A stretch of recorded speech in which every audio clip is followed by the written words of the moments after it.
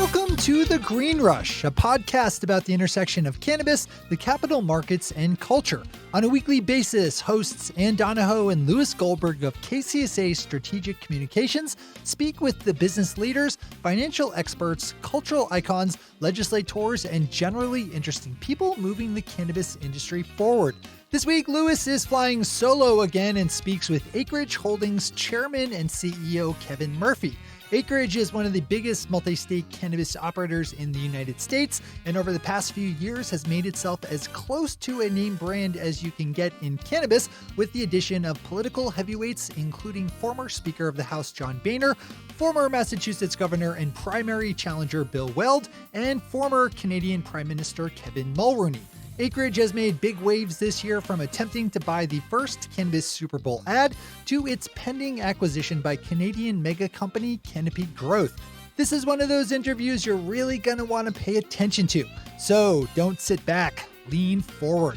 Now on to our interview with Louis and Kevin.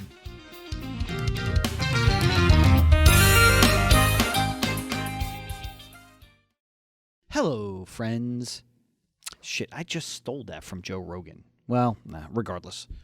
Today, I had the pleasure of recording the 100th episode of The Green Rush. 100 episodes, woohoo, residuals galore! Kidding. But 100 episodes actually is a big number, and it's one I never, ever imagined that we would reach when Ann Donahoe and I concepted The Green Rush while we were driving through downtown LA in late 2017. For almost 2 years, Ann, Nick Opich, Shay Gunther, and I have had the pleasure of speaking with some of the most interesting, influential, culturally important, politically vital people in the cannabis industry. I hope you have enjoyed listening to this show as much as we have enjoyed making it. Now, it's true, there are definitely days for all of us when making The Green Rush is a grind.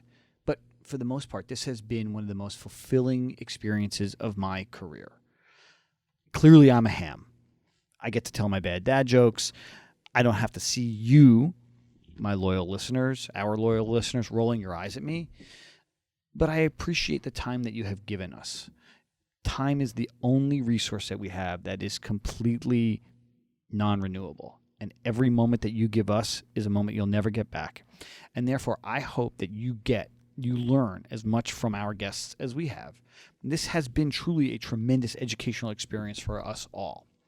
And I want to give a special thanks, shout out to some of the guests that we've had over the years. Chris Crane from Forefront, Danny Moses, Deb Borchardt, Congressman Earl Blumenauer, clearly Mike Tyson, who had a massive influence on my life, Cowan's Vivian Azer, and Cresco Capital's Matt Hawkins have all been really important, interesting guests, friends to the show, friends to our company, and they have really, I hope, helped you get a better understanding of what's going on in cannabis. Most importantly, I want to thank my business partners, Jeffrey Goldberger and Todd Fromer. Making The Green Rush takes a lot of time and money, and the commitment that my partners have made to this show is truly vital to its success. Of equal, and I would argue more importance, I want to thank Nick Opich and Shay Gunther, the production team for our show. Without them, you guys wouldn't be hearing this. We wouldn't have the guests that we have, and they truly make making The Green Rush a joy. When we started this show, Ann was reticent to be quote-unquote on camera. She did not want to be on the mic. While it was her initial idea to create this, she wanted me to be the one who does this, and there was no way I was going to do this alone. And over the last 2 years, she has really become not only a great interview partner with me, but a fantastic interviewer on her own. And I hope you guys appreciate her as much as I do. Now, while I prefer recording with Ann, my little jar of joy, call back to our interview with Adrian Sedlin from Candescent, this week is a Louis special. But I promise there will be no Marianne or Ginger references. Ann and the team absolutely hate them. So beyond being our 100th episode, today's show is a special one. I got to spend the afternoon with Kevin Murphy, the chairman and CEO of Acreage Holdings, one of the biggest MSOs in the United States. Now, since you've been listening to many, many episodes of The Green Rush, you know that MSO stands for multi-state operator. Basically, a company that has state-approved licenses to produce, to process and refine, and to sell cannabis across multiple states. Well, when Kevin got into the legal cannabis space back in 2011 in Maine, there was no such thing as a multi-state operator. Heck, there were only a tiny handful of states that had medical cannabis programs. Today, 33 states have some form of medical program and 11 have an adult use system in place. 2019 has been a transformational year for the cannabis industry, and probably the biggest news around this industry has been the relationship that was struck between Canopy and Acreage. And while these are two companies that are operating both intertwined and parallel, they are companies that are defining where cannabis is going. What Kevin has built is truly impressive, and I found our conversation to be a lot of fun. I hope you get as much out of this as I did. And again, thank you, truly thank you for giving us the time to pay attention to what we are doing here. We believe what we are doing is important in helping to normalize the conversations around cannabis, talking about issues of criminal justice reform, around social equity, around the medical side of cannabis, and clearly the business of cannabis. We have, since our founding, said that the Green Rush sits at the intersection of cannabis, the capital markets, and culture. So with that said, now on to my conversation with Kevin Murphy from Acreage Holdings. So we are recording this on October 1st. 2019, and I'm standing across from Kevin Murphy at his standing desk, which is probably, by the way, the first time I've ever done one of these standing up, which is really cool. Kevin, it's really, I appreciate you coming on and taking the time to talk with me today. Always a pleasure, and I appreciate you taking the time with me. You know, this is our 100th episode of The Green Rush, and the last time you and I sat down, it was right around the time of your RTO, and the world, for everybody in the cannabis world, has just fundamentally changed.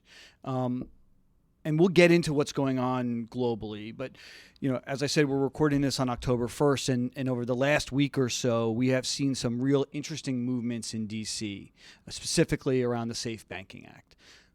What does this mean for Acreage? What do you think this means more broadly for the industry? And what's the likelihood of passage in the Senate and whether our president is going to sign? Well, we've always been very optimistic about safe banking. And for us, it's really less about should cannabis be available to the American public, because we're well past that. Now that 95% of the country believes in medical cannabis and a vast majority believe in cannabis for adult use, we're not going back. Now, safe banking is just that. Keeping it safe, taking cash out of the system, and truly protecting the entrepreneurs in this business, the fastest growing industry in the United States, and really taking them out of harm's way.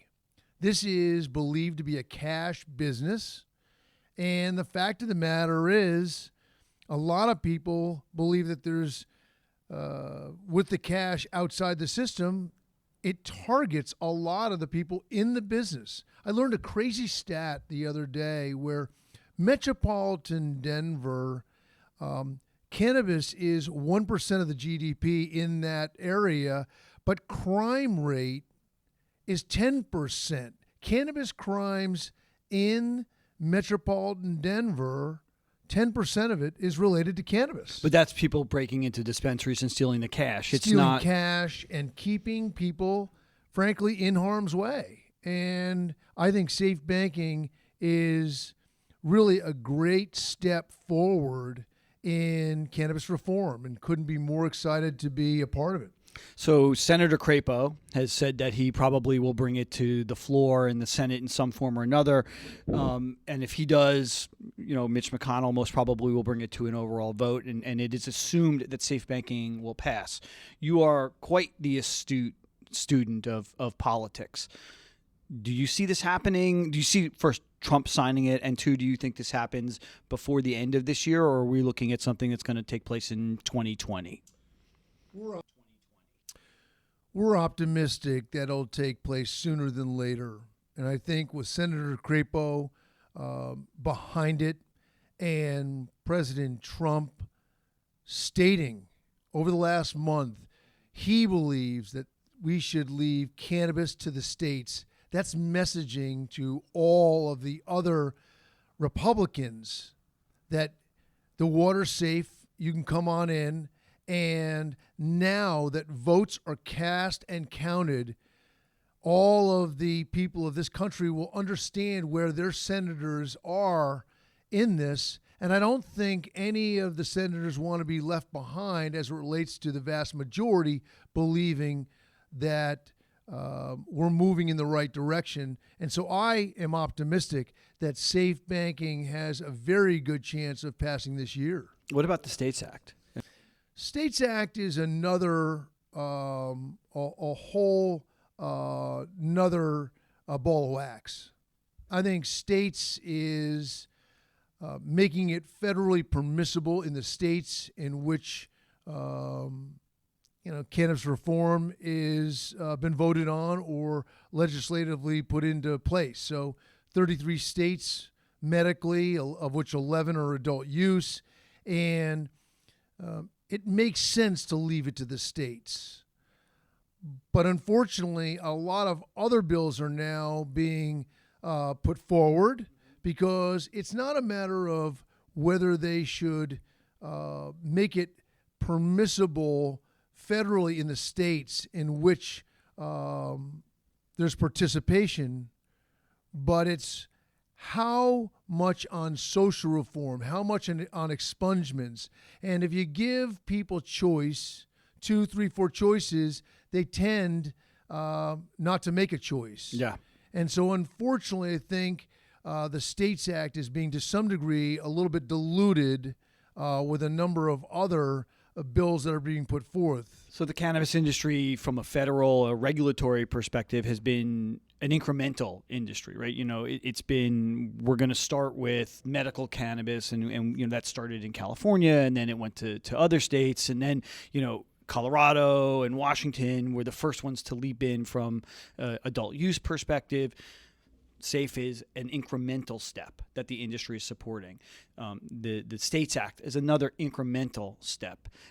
Do you believe that the industry is at a point where we should be saying, screw incrementalism, let's go whole hog and go for federal permission, or do you still think that incrementalism is the way to go?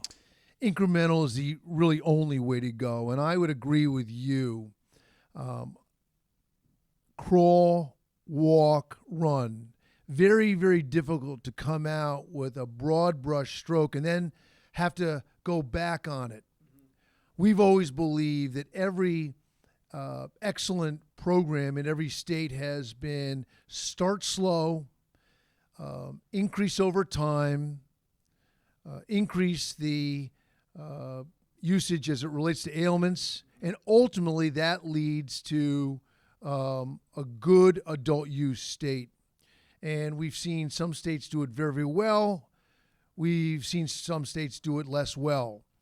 But I think safe banking is the first right step by taking cash out of the system where we can account for capital. I mean, think about it. If you want to fuel an illicit business, make it a cash business. Or public relations. I'll get paid in cash anytime you want.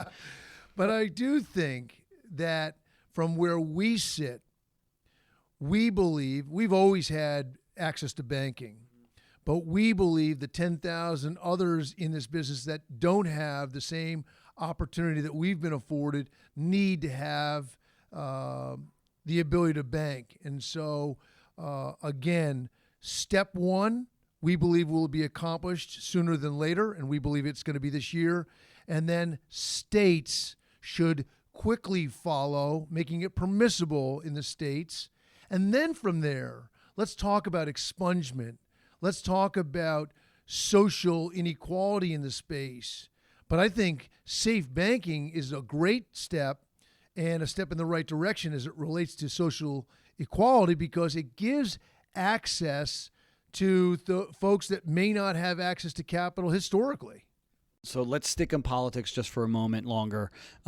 Acreage is well known for having the most powerful board when it comes to political background. You have John Boehner, former Speaker of the House, Prime Minister Mulrooney, Governor Weld, all of which have played, from a perceptional perspective, an important role in vaulting Acreage into a leadership position.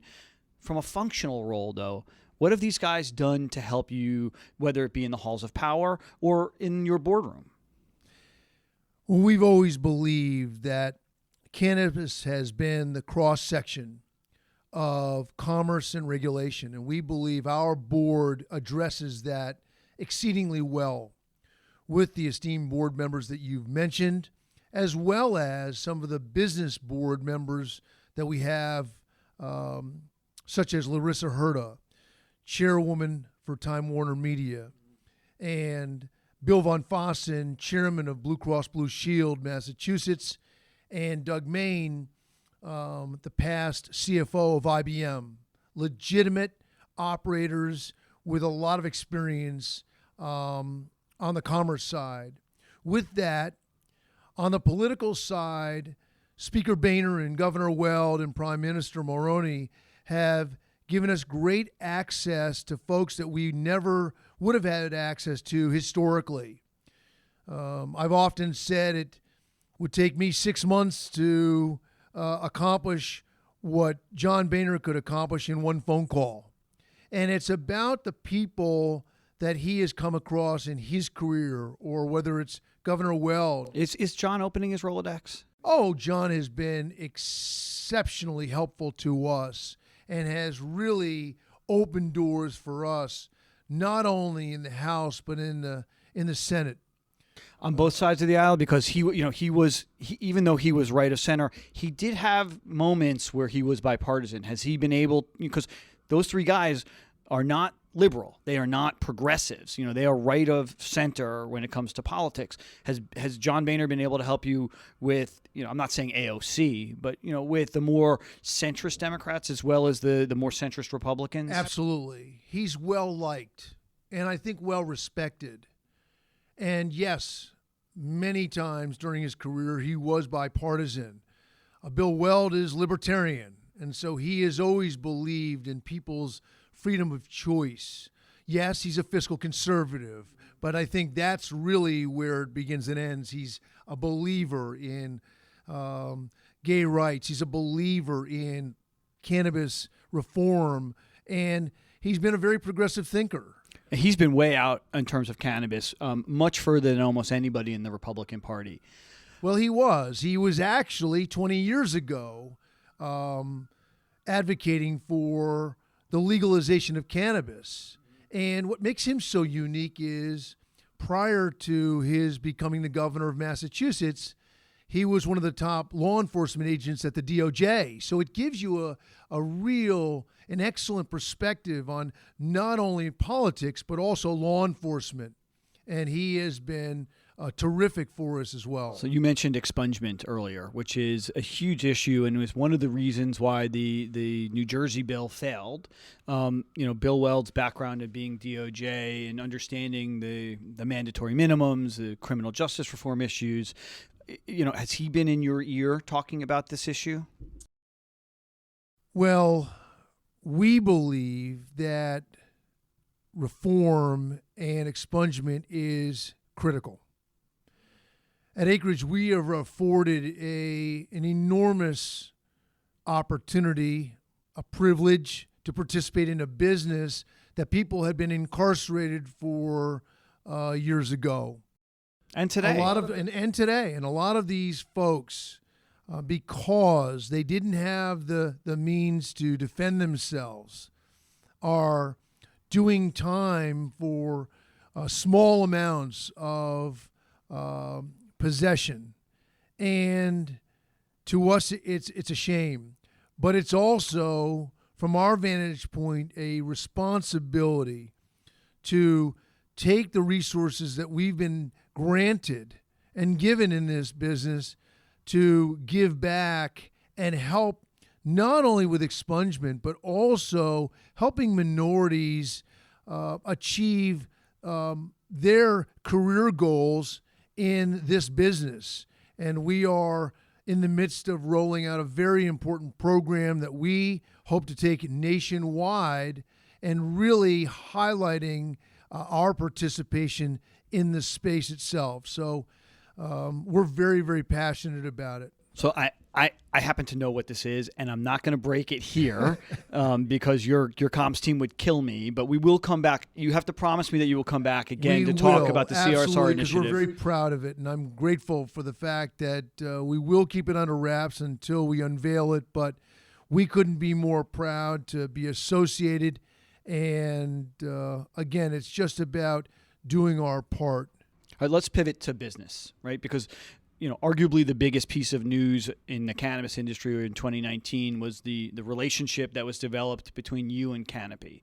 And we don't need to go through the whole story about what happened in Davos and, drinking coffee in your skivvies with Bruce Linton. But, the entire industry stock has been under pressure, right? You're looking at between 20 and 40% declines on average for almost every single public cannabis company. Your stock, too, is not doing as you would want it to be doing. Do you see any causal relationship, or what is the relationship between the deal with Canopy and what's been going on with your stock? Well, it's a pretty complex question, and I'll try to answer it as best I'm a complex guy. You are. I think the short answer is our stock has never been under more pressure, and I personally have never been more optimistic about where we are today, not only from a company standpoint, but from a industry standpoint relating to cannabis. And we've just had overwhelming support in the House for safe banking, which I think signals to the Senate that they need to pass this bill. Step one. Two, we feel that with our relationship with Canopy and with a lot of these stocks off, as you say, 20 and 40%, our view is with the relationship in Canopy and further Constellation, we had always believed that this would help us secure our place in history looking out 3 to 5 years. The deal was not contemplated for what are we getting today, but it's really about what we're going to own and what we're going to create 5 years from now. And a lot of the cannabis players that exist today don't need to exist in 5 years. You're going to see a lot of aggregation. You're going to see a lot of folks, unfortunately, go by the wayside. And now that the stock market is off pretty dramatically, a lot of people have been shut out to the capital markets. The biggest news in 2019 was your deal with Canopy Growth. And, it blew everybody's mind. Totally blew everybody's mind, mine included. And, like Canopy and like everybody in the industry, one, I don't think everybody clearly understands how the deal works, and you've talked a lot about it. And two, they don't understand ultimately the value, especially with your stock under such pressure. So take a moment, talk to us about, what are the real triggers on what happens with the deal, and then ultimately, you may need to raise capital at some time. So with your stock so low, what does the Canopy deal mean to you around that? Well, when the Canopy deal took place earlier this year, we could not have been more excited, and we remain thrilled to have done the deal with Canopy. And for us, the story hasn't changed. We are one of the dominant players in the United States, and we've coupled our efforts with a global dominant player in cannabis with a tremendous partner in Constellation. It's the combination of efforts that remains the same today. So the stock may go up, the stock may go down, but we have to continue, and we are continuing with building our business, not necessarily having to grab a headline here or a headline there, but every day executing with the capital that we've been given through the capital markets. And our goal and our future remains the same. We're in 20 states. We're going to go deeper and broader in those states. We're going to increase that size. And 3 to 5 years from now, capitalizing on what we've received today from Canopy. They've spent hundreds of millions of dollars on IP, cannabis know-how, clinical work that we don't have to pay for. We get it for free. It's a licensing agreement that we don't pay for.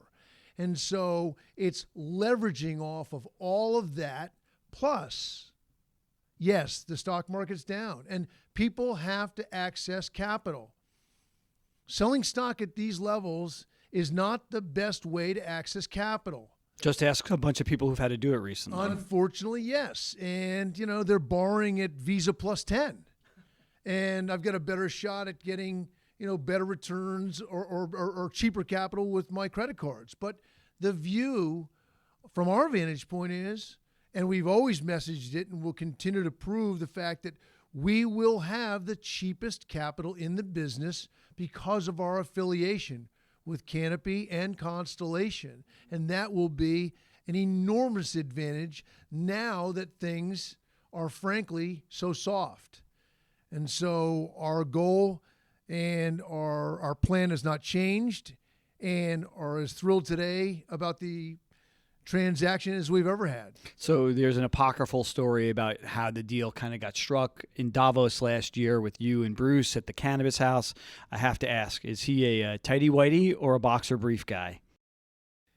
That's a very uncomfortable question. I try to avoid it as best I can. He's an attractive man for sure, but I think that Bruce and I have developed a tremendous friendship. I have great respect for what he has done historically to create Canopy as it is today. I also know that Canopy and Constellation will find an extraordinary leader going forward. They have a terrific CEO today in Mark Zucklin, but Mark has stated that he would like to move on and do other things. And I also know that both Canopy and Constellation are working on new leadership, and I am certain that they're going to find someone to take this to the next level. You? And it probably won't be me. I've got enough to do here at Acreage, and certainly thrilled with my job. So, Acreage is, like most of the other MSOs, were built initially as financial instruments, right? You guys all identified that this was a land rush to grab licenses. And then at some point you would build out and start to sell a lot of cannabis. The markets are now actively expecting Acreage to deliver. How are you guys going to pivot from this financial company to an operational company? I would say back in 2011, I started out as a financial concern looking to make investments and make a return. But this business is really no different from businesses that I've created historically. Back in the late 90s, I started a money management firm, making investments, hoping to make a return. Ultimately, over a period of time, we grew that organization to a $36 billion enterprise, managing money and billions of dollars for others. This business is no different. We started out making investments, and those investments were then aggregated into a holding company, and that holding company is now morphed into an operating company. The key to our success will always be surrounding it with people that can operate these assets and operate them well. We're in 20 states. We're adding personnel every day, professionals from Apollo Group, professionals from CPG companies, and we're surrounding the organization to turn these investments into operating investments, to operating companies that we are now growing into a multi-billion-dollar business. And so from our vantage point, it's simple blocking and tackling is going to win the day. yes, people are looking to us for return. We're clearly focused on that. And, we've certainly ebbed and flowed over the years. And we believe 2020 sets up beautifully with the momentum we've created thus far. Let's talk a little bit about your house of brand strategy, which is different from where you were. And now it's, over the last 6 months or so, you guys have really started to develop your own brands. You have the Acreage brands, and then you have access to the Canopy brands. How does this all play out? Well, our goal with the 20 states that we're in, we believe we can be the kingmaker for a lot of brands. We created our own internally, as stated, the Botanist. We have the Live Resin, and they're beautiful stores. And it really, it's a beautiful blend from the medical and wellness side of the business to the adult use side of the business. And we're certainly proud of the Botanist brand, and we're going to continue with that. We're also going to leverage off of Canopy's brands, Tweed, Tokyo Smoke, because we think in certain areas of the country, those will resonate and do very, very well. We're also looking to bring forward products, differentiating products like Natural Wonder, the spray, and that is really, we believe, going to displace a lot of the vape users in the space. So my understanding of Natural Wonder, it's similar to like a Banaka Blast, right? Where you have and it's like a microdose. It is. It's not only a microdose, but it's also a great delivery, and bioavailability is quicker than most ingestibles. But you don't have the problem with inhalation, and it doesn't go into your lungs. And so our view is it's coming up with these innovative product offerings. Now, was that developed in-house, or was that in conjunction with Canopy or a license from Canopy? It was actually developed through our acquisition in Form Factory. And these guys are innovators. We're thrilled to have made that acquisition because they will bring more innovative product offerings, being one of the largest co-packers outside of cannabis and now one of the largest within the cannabis industry. And it's not only our own brands that we will look to develop and create with Form Factory, but also take other brands and put them on our rails in the 20 states that we've developed. You've been really generous with your time. I only have a couple more questions, and I want to get into you, right? Because companies are often, the cultures, the direction are defined by their leader, and you are the CEO of this company.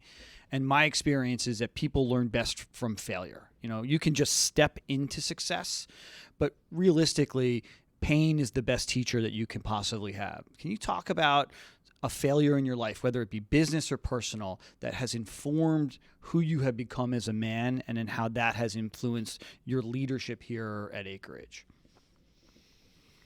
Well, it's a question that I can answer in many, many different ways. I think that being competitive for most of my life and having you're competitive? I've never noticed that about you. Well, I was very, very fortunate to have played football as a youngster. And, I have 5 other brothers, and my father once said to us, used to refer to us as men. And he said, "Men, I've got 6 beautiful sons, and there's 2 things I'll guarantee you in life: your education and your faith." And as gracious as he was and as wonderful as he was, unfortunately, my 3 older brothers spent most of the money on private schools and then private colleges. So when I was a sophomore in college, my father came back to me and my younger brothers and said, "I've got the faith covered, okay? Yeah. But start catching passes, or, Southern Connecticut State College is going to be a really good choice for you." But I often say that I could have been one of the greatest football coaches ever, because I played for one of the absolute best coaches in the world, a guy named Mark Duffner, who was one of my college football coaches, who's now still in the NFL. But I also believe that I played for one of the worst coaches in football, and to know the difference. And I think the real difference was the one coach that was not a believer in me. I was too slow and too short to play after college. And I thought to myself, you know, something, that's a lot of motivation. And I'm pleased to say that I got paid to play football at a juncture in my life. But I think that, you know, the motivation behind wanting to win as a team and surrounding yourself with the right teammates is just a critical job one. And to me, that's been the greatest privilege here at Acreage, being able to surround this organization with so many extraordinary people. We have close to 900 people in this organization, and I couldn't be more proud to just be one of the players in the organization. Now you're the coach. I mean, look, realistically, as the CEO, you know, there is the aphorism, you know, the fish stinks from the head. You are the head. Wow. So, you know, it's you're not you may be a player on the team, but you're the player manager, right? It's not like you're just pulling. You're not an offensive guard who's pulling. You're there. Well, you're kind to say it, but I would, and this is not a gratuitous statement, you know, of humility. I think it's, you're only as good as the people you surround yourself with.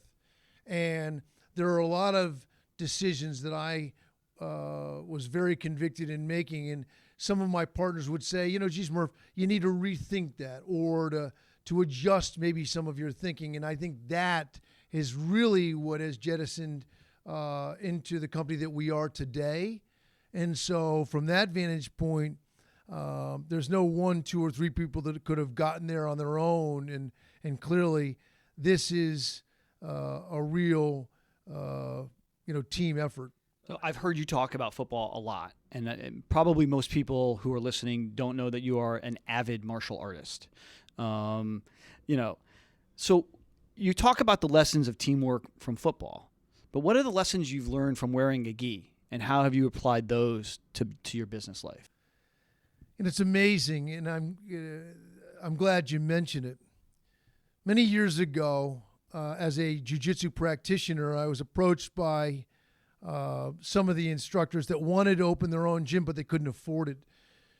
So I had opened a gym for them and said, it's going to be a one-time expense for me. But what I want you to do is I want you to train a handful of kids that don't have the money to train. And so I run it to some degree as a nonprofit. From my vantage point, they run it as a for-profit.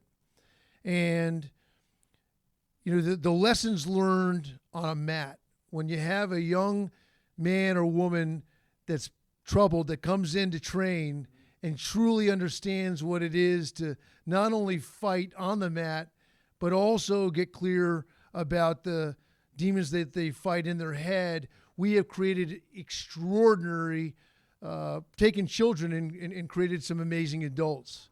But the one thing that I've learned is, you know, sometime in your life, you're going to get tapped out or choked out. And it's not necessarily the loss, but it's the way in which you recover from that loss. And it's the comeback from understanding what it is to lose, learning why you lost, and next time at it, basically doing that much better. And it's a lesson on the mat, but it's a lesson in life. And, you know, we have created an environment there, and we're trying to create the same environment here. We don't get it 100% right every time. How accepting of failure are you here? It's hard to take because there are some things that we can control and some things that we can't. And I guess we're less appreciative and understanding of the things that we've had control over that we failed at. But there's nothing wrong with failure. There's clearly something wrong if you don't learn from a failure and you continue to make the same mistake over and over. That is something that we really don't we don't tolerate. All right, I have 2 more questions, and then I'm going to let you go. And again, I really appreciate you taking the time. You know, you got into cannabis in 2011, and it was pun intended, greenfields, right? It was pretty open. We are now in 2019. There is a robust public sector that's involved in the space. There are lots and lots of companies across the entire supply chain.